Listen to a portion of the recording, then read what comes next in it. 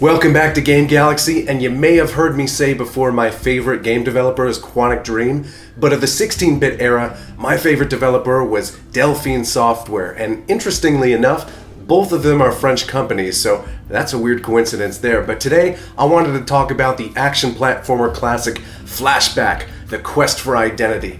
I have the Sega Genesis version here, and I love this game. This is an important game from my youth, and I don't know if you guys can see here really well. I love this artwork. I thought it was just so imaginative and cool. And a cool thing with the Sega Genesis version, and came with Super Nintendo, and I believe the Sega CD version, it came with a Marvel comic inside on the manual.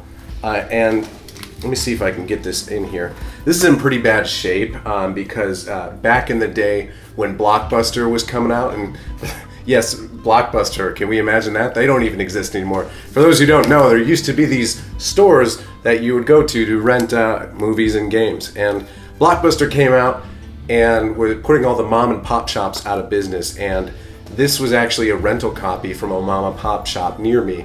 And this is where I bought. So that probably explains the quality of this manual here, but I'm still happy to have it. But as you see, it comes with a Marvel comic inside that kind of lays out the story of the details of what happens before the game begins. And so that is just really, really cool, and I was really able to get into that because I love the extended story of this and the whole idea of this story. This game was originally released on 1992 on the Amiga and was then ported to virtually every other platform. You can even get it on iPhone.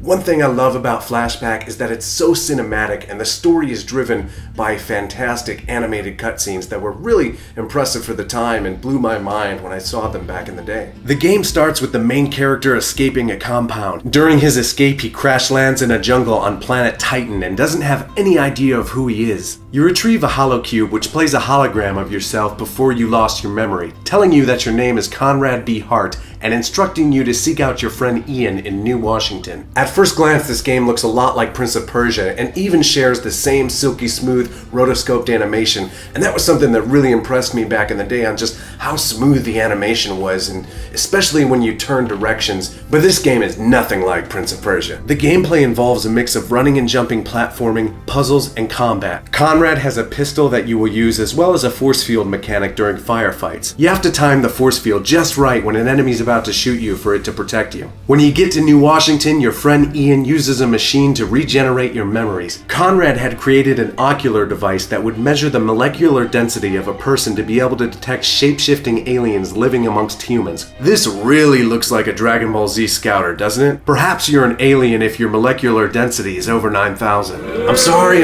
I had to. During his investigation, Conrad knew he was stumbling onto a conspiracy and uploaded his memories and sent them to Ian in case he was captured and had his memory erased, which is exactly what ended up happening. Ian explains that a ticket back to Earth costs way too much money, but a television game show named Death Tower will provide you a ticket if you survive. Death Tower is a television show that lives up to the name, as it's a battle to the death with a lot of enemies out to kill you. Through quick thinking and puzzle solving, Conrad will make his way through the 8 levels of Death Tower. Once on Earth, you'll infiltrate the aliens' hideout in the Paradise Club. There you see the man who originally captured you in human disguise and discover that aliens plan to use humans to produce their power supply and then destroy mankind. This game can be pretty difficult, and you'll definitely be having a lot of trial and error situations. Thankfully, there are save points during the level, so that helps out a lot. One of the hardest parts are when you are imprisoned and guys come to kill you and you have to run past them and grab a gun to take care of them. Some of the later levels will increase the number of enemies on screen and difficulty, and you really have to be ready for anything. Ultimately, you find yourself on the aliens' home planet with the goal of destroying the master brain which controls them all. The ending of this game would initially be very melancholy, and back in the day when I finished this, I really was just a little like, oh man, that's it? That's kind of melancholy.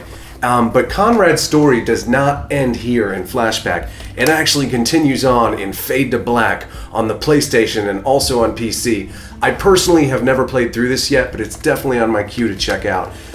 There was going to be a third game planned, but unfortunately Delphine Software went defunct, I believe, in 2004, so that sucks. But the creator of Flashback, Paul Cusset, I think, don't quote me, I might be messing that name up. he went and created a new company, and in 2013 did an updated version of Flashback that you can get on the digital stores on Xbox 360, PlayStation 3, and Microsoft Windows. So that's cool. I personally haven't played through that version yet, but that's also on my queue to check out in the future. Guys, this is a very important game from my childhood, and an important company that makes these kind of action platform adventures that I love very, very much. So thank you for watching and spending time learning about this, and be careful because you never know who's a shape-shifting alien.